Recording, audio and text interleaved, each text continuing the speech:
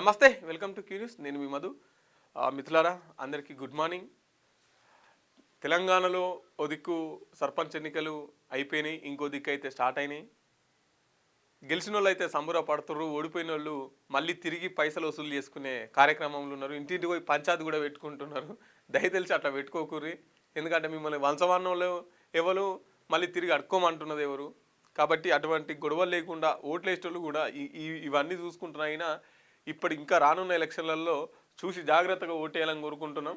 ఇక మనం మార్నింగ్ న్యూస్కి వెళ్ళే ప్రయత్నం చేద్దాం. ముందుగా ఆంధ్రజ్యోతి పత్రికను చూసుకుందాం. అబ్బో, వీళ్ళు సిట్ ముందు లొంగిపోయిన ప్రభాకర్ రావు. వారం రోజుల పాటు సిట్ కార్యాలయంలోనే క్లౌడ్ డేటా హార్డ్ డిస్క్ ధ్వంసంపై ప్రశ్నలు.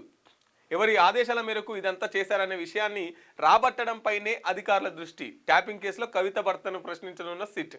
కవిత భర్తకు కూడా చుట్టుకుందంట ఈ పంచాయతీగా. నిన్న ప్రభాకర్ రావు పోలీసుల ముంగట లొంగిపోతే ఆయనను అసలు ఈ హార్డ్ డిస్క్లు ఎందుకు ధ్వంసం చేసిరు, ఇదంతా ఎందుకు చేసిరు, ఎవరు చెప్పిరు, మీకు ఏమేం చేసిరు, ఎవరెవరి ఫోన్ ట్యాపింగ్ చేసిరు అనే క్వశ్చన్స్ వేసిరు. ఆయన సమాధానాలు ఇచ్చుకుంటూ వచ్చాడు. జనగణకు 11,718 కోట్లు, 2 దశల్లో నిర్వహణ. గ్రామీణ ఉపాధి హామీ ఇకపై పూజ్యబాపు గ్రామీణ రోజ్గార్లో యోజన. పని దినాలు 100 నుంచి 125కు. ఎండు కొబ్బరి మద్దతు ధర పెంపు. బీమా రంగంలో 100% ఎఫ్డిఐలు. ఉన్నత విద్య ఒకే నియంత్రణ సంస్థ. కేంద్ర కేబినెట్ నిర్ణయాలు తీసుకుందంట. 60 ఏండ్ల కింద కొన్నది మార్కెట్ ధరకే. అభివృద్ధి ఛార్జీలు కలుపుకుంటే అంతకన్నా ఎక్కువే. 98% భూములు రిజిస్ట్రేషన్ చేయించుకున్నవే. సొంత భూములపై మళ్ళీ 12 కట్టాలి. 30% కన్ఫర్మేషన్ ఫీజు కూడా మాకు భారమే. పరిశ్రమ తరలింపు ఖరీదైన వ్యవహారం. ఇక్కడి రియాలిటీ భారం, అక్కడి ఖర్చుతో సరి. మూతపడ్డ పరిశ్రమలు వారికే దీనివల్ల మేలు. పరిశ్రమ తరలింపు సమాజ అవసరం. భారం వేస్తుంది మాత్రం యజమానుల మీద. 5 లక్షల కోట్ల కుంభకోణం అంటే నవ్విపోతారు. మా భూములకు మేము రాజీపడే కర్మేంటి? హిల్ట్పై పరిశ్రమల యాజమానుల స్పందన. ప్రాథమిక వివరాలతో పంపించిన మేడ్చల్ కలెక్టర్. సిసిఎల్ఏ ఉత్తర్వులు తదితర అంశాలపై ప్రస్తావన. ఆంధ్రజ్యోతి కథనానికి స్పందన. ఆంధ్రజ్యోతి ఈ హిల్ట్కు సంబంధించిన ఇండస్ట్రియల్ పార్క్ భూములు ఉన్నాయి కదా, దాని తరలింపు కోసం అసలు మా భూములు మేము పరిశ్రమలు అనేది సమాజం దృష్టిలో వస్తువు తయారీ దాన్ని బట్టి ఆధారపడి ఉంటుంది. కానీ దీని భారం అంతా యజమానుల మీద పడుతుందని వాళ్ళు గగ్గలు పెడుతున్నటువంటి పరిస్థితి. వచ్చే ఎన్నికలు ప్రస్తుత స్థానాలు అవుతున్నాయి. రాష్ట్రంలో అసెంబ్లీ నియోజకవర్గాల పునర్విభజనకు జనగణమన అడ్డు. 2028 జూన్కి జనగణమన పూర్తి. ఆ తర్వాత పునర్విభజనకు మరో 7.5 వ్యవధి. 2034 ఎన్నికలకే కొత్త స్థానాలు. ఇక ఈ జనగణమన దీనికి సంబంధించి ఆ పునర్విభజన, నియోజకవర్గ పునర్విభజన ఉంది కదా, దానికి అడ్డుపడే అవకాశాలు ఉన్నాయని వస్తున్నటువంటి వార్త. మెస్సీ వర్సెస్ రేవంత్ ఇవాళనే ఉంది ఇద్దరు ఫుట్బాల్ ఆట. ఈడ ఉప్పల్ స్టేడియంలో సాయంత్రం ఉన్నది. దీనికి రాహుల్ గాంధీ కూడా వస్తున్నాడంట. మరి ఇక ఇవాళ అయితే ఎవరు గెలుస్తారో కానీ ఇవాళ అయితే ఫుట్బాల్ ఆట ఉంది. నేడు రాత్రి 7 గంటలకు ఉప్పల్ స్టేడియంలో ఫుట్బాల్ మ్యాచ్. చివరి 5 నిమిషాలు ఇద్దరు బరిలోకి. హాజరు కానున్న రాహుల్ గాంధీ. 2500 మంది పోలీసులతో భారీ భద్రత. టికెట్ లేకుంటే నో ఎంట్రీ. అర్జెంటీనా విధుల నుంచి ప్రపంచ దిగ్గజ ఆటగాడిగా ఎదిగిన మెస్సీ 16 ఏళ్లకే బార్సిలోని క్లబ్కు ఎంపిక. గ్రేటెస్ట్ ఆఫ్ ఆల్ టైమ్గా గుర్తింపు. 7,655 కోట్ల ఆస్తిపరుడు. ప్రతిష్టాత్మక బాల్డిన్ వోర్ అవార్డు 8 సార్లు అందుకున్న ఫుట్బాలర్. ఒకరు ఫుట్బాల్ స్టార్ లియోనెల్ మెస్సీ, మరొకరు పొలిటికల్ స్టార్ రేవంత్ రెడ్డి. ఇద్దరే తమ మైదానాల్లో ఆరితేరిన వారి. ఒకరు బంతిని పరిగెత్తిస్తే మరొకరు రాజకీయాల్లో ఉవ్వెత్తున ఎగిసి సీఎంగా అభివృద్ధిని ఉరకలెత్తిస్తున్నవారు. ఇప్పుడు ఇద్దరు ఒకే మైదానంలో బరిలోకి దిగి ప్రజల్ని అలరించేందుకు సిద్ధమయ్యారు. 2006 జెడ్పీటీసీగా రేవంత్ ఆరంగేటం. తర్వాతి ఏడాది ఎమ్మెల్సీ, మరో 2 ఏళ్లకే ఎమ్మెల్యేగా విజయోత్సవం. 2018లో దెబ్బ తగిలిన రెట్టించిన ఉత్సాహంతో 2019లో ఎంపీగా గెలుపు. 2021లో పిసిసి చీఫ్ 2023 నాటికి 15 లక్షల కోట్ల జీడిపి రాష్ట్రానికి సీఎం. ఇగో ఇది ఈయన చరిత్ర, అది ఆయన చరిత్ర. ఈ మెస్సీ ఎన్ని అవార్డులు పెట్టిండు అనేది ఇది ఈయన ఎక్కడి నుంచి వచ్చిండు, జడ్పీ నుంచి మొదలై 2023 నాటికి ముఖ్యమంత్రి అయింది అనేది ఈయన చరిత్ర. ఇక ఒకలేమో పొలిటికల్ స్టార్, ఇంకోలేమో ఫుట్బాల్ స్టార్. ఈ 2 స్టార్లు ఇవాళ ఉప్పల్ స్టేడియంలో ఆట ఆడబోతున్నారు అన్నట్టు. రెండో విడత పంచాయతీ రేపే ముగిసిన ప్రచారం. మొత్తం 4332 సర్పంచ్ స్థానాలు, 415కి ఏకగ్రీవం, 5 చోట్ల నిలిచిన ఎన్నికలు, 3911 స్థానాలకు పోలింగ్. పంచాయతీ తొలి విడత ఎన్నికల తుది ఫలితాలు. Congress 2426, BRS 1155, BJP 199, CPI 24, CPM 24, స్వతంత్రులు 395. మొత్తం స్థానాలు 4236. ఇతరు 7 స్థానాల్లో గెలవగా కోర్టు స్టేతో 6 స్థానాల్లో ఎన్నికలు జరగలేదు. 6 స్థానాల్లో ఎన్నికలు జరగలేదు. ఇగో కాంగ్రెస్ సర్పంచ్ ఎన్నికలల్లో 4236 పంచాయతీ గ్రామ పంచాయతీలకు ఎన్నికలు జరిగితే 2000కు పైగా 2500 చిల్లరగా కాంగ్రెసే కొట్టుకొచ్చింది అన్నట్టు. ఇక తర్వాత బీఆర్ఎస్ పోటీ పడుతున్నది. ఇక ఈ సిపిఎం వల్ల అయితే ఇండిపెండెన్స్ కంటే అధ్వానం. కలుషిత ఆహారం తిని 66 మంది విద్యార్థులకు అస్వస్థత. మాదాపూర్ బాగ్లింగంపల్లిలో పాఠశాలలోని ఘటనలు, వాంతులు, విరోచనాలు, ఇబ్బంది పడ్డ విద్యార్థులు, ఆసుపత్రులకు తరలింపు, చికిత్స నిలకడగా ఆరోగ్యం. లోయలో పడ్డ టూరిజం బస్సు, 9 మంది విద్యార్థులు మృతి, 18 మందికి గాయాలు. ఏపీలో చింతూరులోని మారేడుమిల్లి ఘాట్లోని దుర్ఘటన. ఇక లోయలో టూరిస్టుల బస్సు లోయలో పడ్డదట. గజగజ వణుకుతున్న రాష్ట్రం. 28 జిల్లాల్లో కనిష్ట ఉష్ణోగ్రతలు 9.8 డిగ్రీల లోపు నమోదు. కోహీర్లో అత్యల్పంగా 5.4 డిగ్రీలు, 1946లో హైదరాబాద్లో 6.1 డిగ్రీలు, 7 ఏళ్ల క్రితం 6.3, మళ్ళీ ఇప్పుడు కూడా.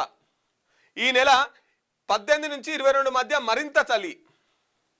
తెలంగాణ చలి గుప్పిట్లోకి వెళ్ళిపోయింది. రాష్ట్ర వ్యాప్తంగా అత్యల్ప ఉష్ణోగ్రతలు నమోదవుతున్నాయి. సాయంత్రం 5 గంటల నుంచి 6 గంటల నుంచే 5-6 గంటల నుంచే చలి మొదలవుతుంది. ఉదయం 8 దాటినా తగ్గడం లేదు. గురువారం రాత్రి 28 జిల్లాల్లో కనిష్ట ఉష్ణోగ్రతలు 9.8 డిగ్రీల కంటే తక్కువగా నమోదయ్యాయి. దీన్ని బట్టి చలి తీవ్రత ఏ స్థాయిలో ఉందో అర్థం చేసుకోవచ్చు. గజ గజ గజ గజ గజ ఉనికిస్తుంది. మీరు చూడుర్రి, ఎండాకాలం వచ్చిందనుకో ఎండ విపరీతంగా కొడుతుంది. వానకాలం వచ్చిందనుకో వానలు కూడా పడుతున్నాయి గట్టిగానే. చలికాలం వస్తే చలి విపరీతంగా పెరుగుతుంది. అన్నీ పెరిగిపోయినాయి. ఏది కూడా నార్మల్ లేదు. అన్ని కంట్రోల్ తప్పి విపరీతంగా అయిపోయినాయి అన్నట్టు. ఇది మన అక్క అయితే అక్క అక్క అక్క అక్క ఎర్రచీర కట్టింది అక్క. ఉద్యమ సమయంలో దోపిడీ. స్టూడియోల వద్ద ధర్నాలు చేసి వసూళ్లు. బయటపడితే తెలంగాణ సిగ్గుపోతుందని ఊరుకున్నా. టాస్ మాత్రమే వేశాను. టెస్ట్ మ్యాచ్ ముందుంది. నా భర్తపై నిరాధార ఆరోపణలు చేస్తున్నారు. ఇంటి అల్లుడు ఫోన్ ట్యాపింగ్ చేయించడానికి సిగ్గుండాలి. ఏలేటి మహేశ్వర్ రెడ్డి నోటి వెంట హరీష్ రావు మాటలు. టీ న్యూస్కు, ఏలేటికి, కృష్ణారావుకు లీగల్ నోటీసులు. ప్రభుత్వ భూమిని ప్రైవేట్కి ఇస్తూ కేటీఆర్ సంతకం. ఆ లావాదేవీలతో రేవంత్కు లింకు. అందుకే సైలెంటు. ఏదో ఓ రోజు సీఎం నవ్వుతా, మీ పని పడతా. తెలంగాణ జాగృతి అధ్యక్షురాలు కల్వకుంట్ల కవిత మరోసారి బీఆర్ఎస్ నేతలపై తీవ్ర స్థాయిలో విరుచుకుపడ్డారు. ఉద్యమ సమయంలో 10 ఏళ్ల పాలనలో ఆ పార్టీ నేతలు భూ కబ్జాలకు, దోపిడీలకు పాల్పడ్డారని ఆరోపించారు. వారు ఎవరెవరి దగ్గర దోచుకున్నారో ఆ వసూల చిట్టా అంతా తన వద్ద ఉందన్నారు. ఏ స్టూడియోల ముందు ధర్నాలు చేసి వసూళ్లు చేసిర్రో మొత్తం అలా జాతకం అంతా అక్క దగ్గర ఉంది. అలా జాతకం అంతా అక్క దగ్గర ఉండేసరికి వాళ్ళు ఇప్పుడు గజ గజ గజ గజ వణుకుతున్నారు. ఊకెనన్నా ఎలా కొడితేరా పార్టీ నుంచి, ఊకెనన్నా వాయే అని ఇప్పుడు వాళ్ళు భయపడుతున్నటువంటి పరిస్థితి. అందరికీ లీగల్ నోటీసులు ఇస్తుంది ఆ జాగృతి. ఆ పేరు మీద మొత్తం అన్ని నియోజకవర్గాలు తిరుగుతూ ఏ నియోజకవర్గం పోతే ఆ నియోజకవర్గ ఎమ్మెల్యే మొత్తం చరిత్ర అంతా బయట పెట్టుకుంటూ వస్తుంది. కేటీఆర్ కూడా ప్రభుత్వ భూమిని ప్రైవేట్ భూమికి అమ్మిండట. ఇగో ఎవరో దొంగలు వాళ్ళే బయటపడుతున్నారు ఒకరికొకరు పడక.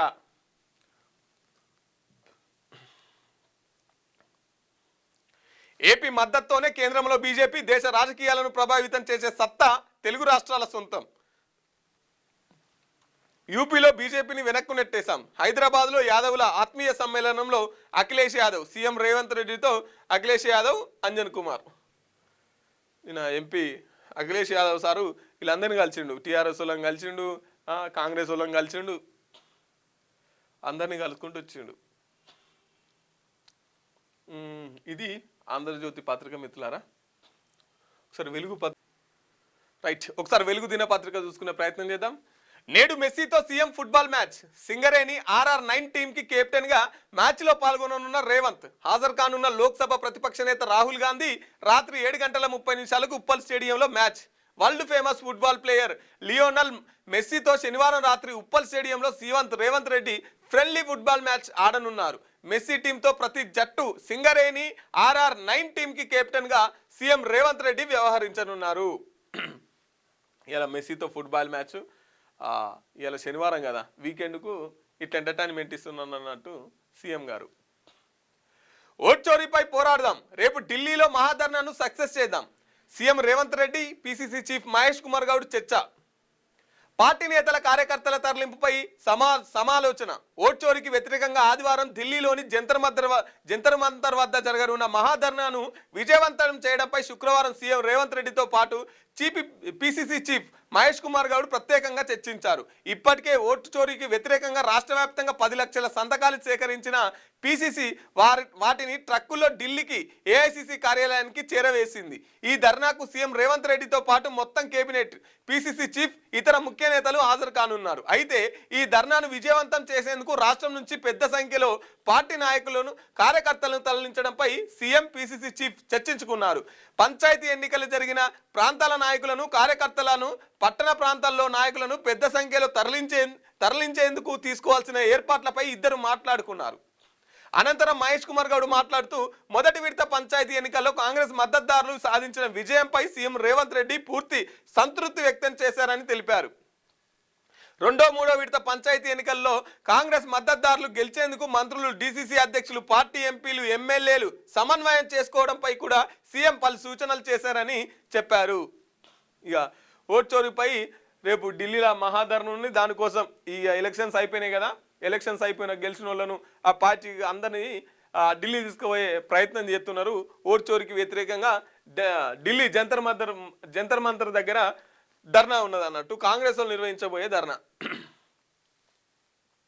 ఆరోగ్య తెలంగాణకు గ్లోబల్ సమిట్ ఊతం. తెలంగాణ రైజింగ్ చారిత్రాత్మకం. ప్రముఖ క్యాన్సర్ నిపుణుడు నోరి దత్తాత్రేయుడు ప్రశంస. సదస్సు ద్వారా రాష్ట్రానికి లక్షల కోట్ల పెట్టుబడులు. ప్రజారోగ్యం, జీవన ప్రమాణాల పెంపు కోసం సీఎం రేవంత్ రెడ్డి చేస్తున్న కృషి బాగుంది.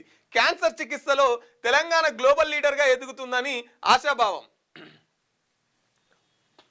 రెండో విడత పోలింగ్ రేపే. 4332 పంచాయతీల్లో ఎన్నికలు ముగిసిన ప్రచారం. అభ్యర్థుల సైలెంట్ ఆపరేషన్ షురు. నేడు పోలింగ్ కేంద్రాలకు ఎన్నికల సామాగ్రి. ఇక రెండో విడత ఎన్నికలు కూడా మొదలైనవి. 4460 ఏమో అయిపోయినాయి. ఇంకో 4332 పంచాయతీలకు రేపు ఎలక్షన్స్ ఉన్నాయి ఆదివారం. కేటీఆర్ అండతోనే కబ్జాలు. నేను ఇప్పుడు టాస్ మాత్రమే వేసిన, ముందుంది టెస్ట్ మ్యాచ్, జాగ్రత్త. హిల్ట్ పాలసీకి బీజం వేసింది కేటీఆర్ఏ. మాధవరం, కృష్ణవరం వెనుకున్న గుంట నక్కను వదల. సిగ్గుండాల ఇంటి అల్లుడు ఫోన్ ట్యాప్ చేసుడేంది? పార్టీకెంచి ఎల్లగొట్టిండు కదా భయ్, కళ్ళు చల్లబడతలేవా? నాపై మొరిగితే కాళ్ళు ఇరగొడతా, అందరి చిట్టా విప్పుతా. నన్ను నిజామాబాద్కే పరిమితం చేశారు.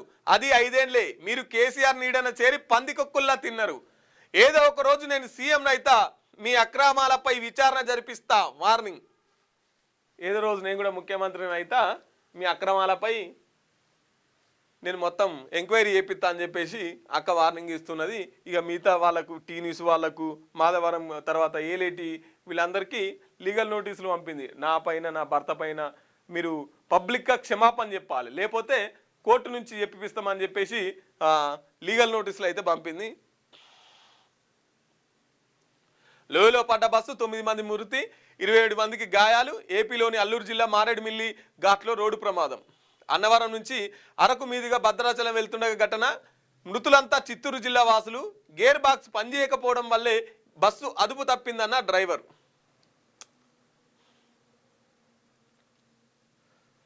నిన్న తాగిన మందు కల్తీదని తెలిసింది, ఆ బాధతో మళ్ళా తాగుతున్నా. అయితే ఇక ఎలక్షన్స్ అయిపోయినాయి. నిన్న మొన్న ఊళ్ళల్లో ఎట్లుందంటే పొద్దుగాలు లేస్తే షాయి ఇప్పించేది వాళ్ళే, తర్వాత టిఫిన్ పెట్టిచ్చేది, మందాపిచ్చేది, రాత్రికి బిర్యాను, కోళ్ళు, ఇట్లా ఉండేది. ఇక ఎలక్షన్స్ అయిపోయినాయి. ఇప్పుడు ఎవడు పట్టించుకుంటలేడు. మళ్ళీ మన షాయి మనమే తాగాలి, మన కోటర్ మనమే తాగాలి, మన మన బిర్యానీ మనమే తినాలి. ఇగో ఇట్లా బాధపడుతున్నారు ఓటర్లు. ఇంకో వారం రోజులు ఉంటే బాగుండని. బీఆర్ఎస్లో భూముల రచ్చ, నేతల పోటాపోటీ ఆరోపణలు బయటపడుతున్న పార్టీ గుట్టు. ఒక్కోటిగా బయటకు వస్తున్న భూభాగవతాలు. 10 ఏళ్ల భూ ఆక్రమణపై రాష్ట్ర వ్యాప్తంగా చర్చ. బర్త్ టూరిజంపై అమెరికా నిఘా. గర్భిణీల వీసా దరఖాస్తులు అన్ని కోణాల్లో స్క్రూటినీ. కాస్త డౌట్ వచ్చినా టూరిస్ట్ వీసా తిరస్కరణ. ఈ తరహా వీసాలు పొందుతున్న వారిలో రష్యా, చైనీయులే ఎక్కువ. తర్వాతి స్థానంలో ఇండియన్లు.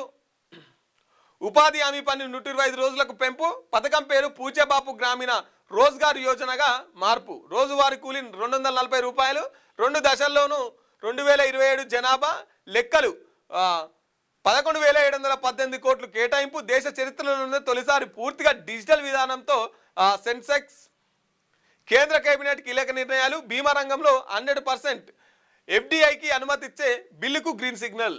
ఇక కరువు పని ఇన్ని రోజులు 100 రోజులే ఉండే, ఇప్పటి నుంచి 120 రోజులు అయిందంట. ఇంకో 25 రోజులు పెరిగింది. ఇక ఒక రోజుకు 240 రూపాయలు కూలి. ఫోన్ ట్యాపింగ్ వెనుకున్న సుప్రీం ఎవరు? ఏఎస్బీ మాజీ చీఫ్ ప్రభాకర్ రావును ప్రశ్నించిన సిట్. ఎస్ఓటీ ఏర్పాటు చేసింది ఎవరు? దాని ఉద్దేశం ఏంటి? ఆ డేటాను ధ్వంసం చేయడానికి అనుమతి ఇచ్చింది ఎవరు? సుప్రీం నుంచి ఎలాంటి ఆదేశాలు వచ్చేవి అని ప్రశ్నల వర్షం. సుప్రీంకోర్టు ఆదేశాల మేరకు సిట్ ఎదుట లొంగిపోయిన ప్రభాకర్ రావు ఇంటి భోజనం, మెడిసిన్స్ కు అనుమతి, స్టేషన్ రూమ్లోనే బస ఏర్పాటు. ఫోన్ ట్యాపింగ్ కేసులో ప్రధాన నిందితుడైన స్పెషల్ ఇంటెలిజెన్స్ బ్రాంచ్ ఎస్ఐబి మాజీ చీఫ్ ప్రభాకర్ రావును స్పెషల్ ఇన్వెస్టిగేషన్స్ టీం సిట్ శుక్రవారం సుదీర్ఘంగా విచారించింది. సిట్ ముందు లొంగిపోవాలన్న సుప్రీంకోర్టు ఆదేశాల మేరకు శుక్రవారం ఉదయం 10:55 ప్రభాకర్ రావు జూబ్లీహిల్స్ పోలీస్ స్టేషన్ కి చేరుకున్నారు. SIT investigation officer ACP Venkatagiri ఎదుట సరెండర్ అయ్యారు. Hyderabad joint CP law and order Tafsil Iqbal సమీక్షంలో ఏసీపీ వెంకటగిరి సహా మరో 2 సభ్యుల బృందం వెంకట్రావును విచారించింది. ఫోన్ ట్యాపింగ్ వెనుకున్న సుప్రీం ఎవరు? ఎస్ఓటీని ఏర్పాటు చేయాలని చెప్పింది ఎవరు? దాని వెనుకున్న ఉద్దేశం ఏంటి అని ప్రశ్నించినట్లు తెలిసింది. అలాగే సెల్ ఫోన్ల క్లౌడ్ పాస్వర్డ్, ల్యాప్టాప్ ఫార్మాట్ గురించి అడిగారు. కాగా సిట్ అడిగిన ప్రశ్నలకు గతంలోనే సమాధానం చెప్పానని ప్రభాకర్ రావు చెప్పినట్టు సమాచారం. గతంలో సమాధానం చెప్పినా కూడా ఇప్పుడు నిన్నైతే ఇడిచిపెట్టే ప్రసక్తే లేదు. అక్కడ ఉన్న వేరే దేశాల నుంచి పట్టుకొచ్చిర్రు. ఇక గీడెట్లు ఇచ్చి పెడతారు నిన్ను. సో ఖచ్చితంగా నువ్వు ఉన్నది ఎవరు, నువ్వు ఎంత దాచిపెడదామని చూసినా జరగని పని.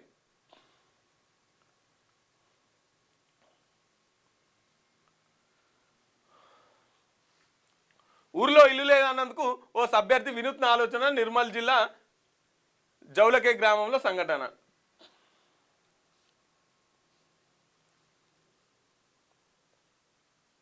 ఇది వెలుగు దినపత్రిక. పంచాయతీల్లో బీసీ బలం. ఫస్ట్ ఫేజ్ సర్పంచ్ ఎన్నికల్లో సత్తా చాటిన బీసీలు దాదాపు సగం స్థానాలు కైవసం. రిజర్వ్డ్తో పాటు జనరల్ సీట్లలోనూ గెలుపు. 20 జిల్లాలో 49.16% సర్పంచులు బీసీలే. 8 జిల్లాలో అత్యధిక సీట్ల విజయం. పెద్దపల్లి జిల్లాలో 69%, గద్వాల్లో 68% స్థానాలు కైవసం. 14 జనరల్ స్థానాలు, 13 మంది బీసీలే గెలుపు. జోగులాంబ గద్వాల్ జిల్లాలోని గట్టు మండలంలోని 14 గ్రామాలు జన్ల కేటాయించగా ఏకంగా 13 చోట్ల బీసీలు గెలుపొందారు. మిగిలిన ఒక్క స్థానాన్ని ఎస్టీ క్యాండిడేట్ దక్కించుకున్నారు. అన్ని గ్రామాల్లో రెడ్డి సామాజిక వర్గానికి చెందిన వారు పెద్ద సంఖ్యలో ఉన్నప్పటికీ పోటీకి ముందుకు రాలేదు. కేవలం మిట్టదొడ్డి గ్రామంలో మాత్రమే ఒక ఓసీ మహిళ పోటీ చేయగా ఆమె ఓడిపోయారు. ఇదే జిల్లా కేటిదొడ్డి మండలంలోనూ ఇదే పరిస్థితి. అక్కడి జనరల్ కేటగిరీలో 10 గ్రామాలుండగా 8 చోట్ల బీసీలు, ఒక చోట ఎస్సీ, మరో చోట ఎస్టీ గెలుపొందారు. ఓట్లలో ఎలక్షన్లలో పాల్గొనాలన్నా కూడా వాళ్ళకి భయం అవుతుంది. అవి అట్లా భయపెడుతున్నారు మన బీసీలో. శివరాజ్ పాటిల్ కన్నుమూత. కేంద్ర మాజీ మంత్రి శివరాజ్ పాటిల్ 90 కన్నుమూశారు. అనారోగ్యంతో శుక్రవారం మహారాష్ట్ర లాతూర్లోని తన ఇంట్లో తుదిశ్వాస విడిచారు. 2 సార్లు ఎమ్మెల్యేగా 7 సార్లు ఎంపీగా ఎన్నికయ్యారు.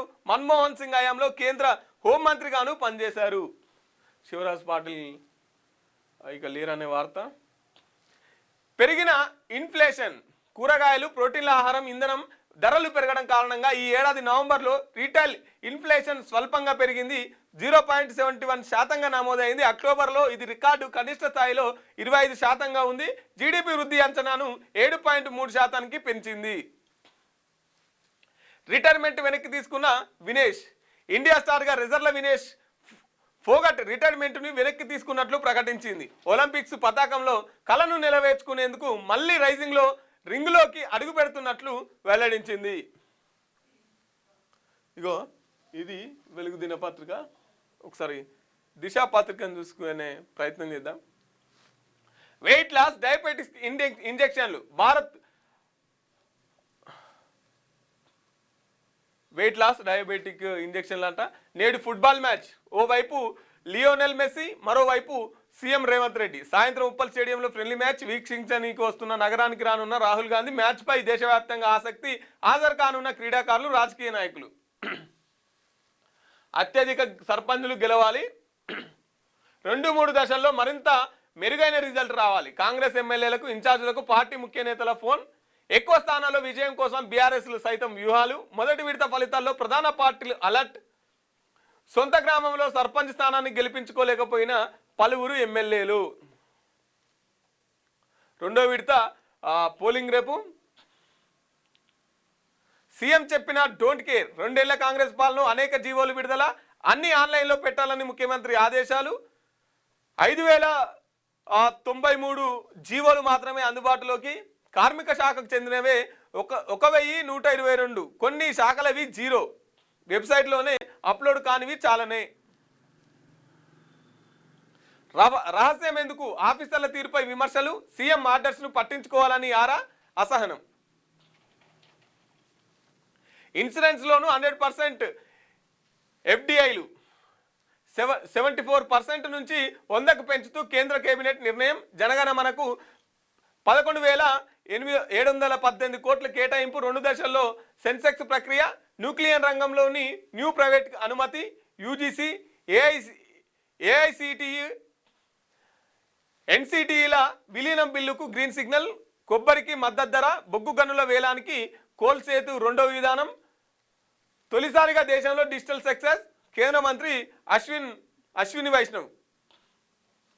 మనిషికి అత్యాశ ఉండొద్దు, సీఎం అవుతాననే కవిత కామెంట్స్ పై పిసిసి చీఫ్ స్పందన. ఆమె కొన్ని వాస్తవాలు బయట పెడుతున్నారని కామెంట్. వాటిని సీఎం దృష్టికి తీసుకెళ్లి విచారణ చేయాలని కోరుతానని వ్యాఖ్య. అక్క బయట పెట్టేటి అని దాని మీద ఎంక్వైరీ చేయాలని చెప్పేసి కోరుతా ఉంటుందంట. ఎందుకు కావద్దు, అవుతారు వాళ్ళు కూడా ముఖ్యమంత్రి అవుతారు. అత్యాశ ఎందుకు? ఐఏఎస్ల మధ్య కోల్డ్ వార్. సిఎస్ పోస్ట్ కోసం బ్యూరోక్రాట్ల నడుమ తీవ్ర పోటీ. పాక్ వర్సిటీలో భగవద్గీత బోధన. మహాభారతం సైతం. లాహోర్ యూనివర్సిటీలో చారిత్రాత్మక నిర్ణయం. సంస్కృతం మాది సైతం. ప్రొఫెసర్ షాహిద్ రషీద్ పాకిస్తాన్ వర్సిటీలలో భగవద్గీత బోధిస్తున్నట. ఏదో ఒక రోజు నేను సీఎం అవుతా. 2014 నుంచి రాష్ట్రంలో జరిగిన అవినీతిపై విచారణ జరిపిస్తా. బీఆర్ఎస్ పాలనలో నేను ఒక్క రూపాయి కూడా లబ్ధి పొందలేదు. తెలంగాణ ఉద్యమం పేరుతో ఎవరెంత వసూలు చేశారో నాకు తెలుసు. గుంట నక్కల చిట్టా విప్పి ఒక్కొక్కటి తోలు తీస్తా. తెలంగాణ జాగృతి అధ్యక్షురాలు కవిత. అసత్య ఆరోపణలు చేసిన ఎమ్మెల్యేలు. ఏలేటి మాధవరం టీ న్యూస్కు నోటీసులు. ఇవాళ అయితే రాహుల్ గాంధీ తర్వాత రేవంత్ రెడ్డి, మెస్సీ వీళ్ళంతా ఇటు ఉప్పలనే తిరుగుతారు. ఇవాళ ఫుట్బాల్ మ్యాచ్ ఉన్నది. ఒకవేళ ఈ మెస్సీ గారితో ఫోటో దిగాలనుకుంటే 10 లక్షల రూపాయలు అయితే దగ్గర పెట్టుకొని పోని. ఎందుకంటే పుణ్యానికి ఇత్తలేడటైన ఫోటోలు 10 లక్షల రూపాయలు ఇస్తేనే ఫోటోలు ఇస్తురాట. ఇగో ఇట్లున్నాయి మిత్రులారా ఈరోజు వార్తలు. చూస్తూనే ఉండండి క్యూ న్యూస్.